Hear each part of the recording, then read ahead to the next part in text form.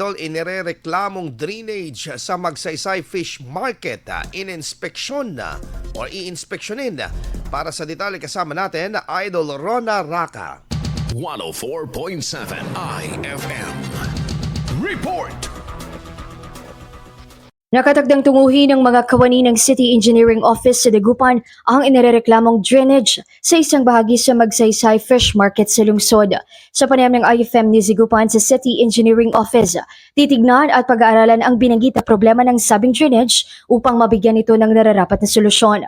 Matatandaan na nagbahagi ng sentimyento ang ilang mga negosyante na nasa tapat mismo ng drainage kung saan naapektuhan naman ang kanilang kalusugan, bunsod ng masangsang na amoy na nanggagaling mula rito.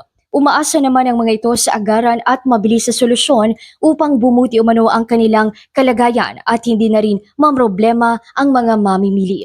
Mula rito sa IFM Dagupan, ito si Idol Rona Raka. Tatak, IFM. IFM News. IFM News.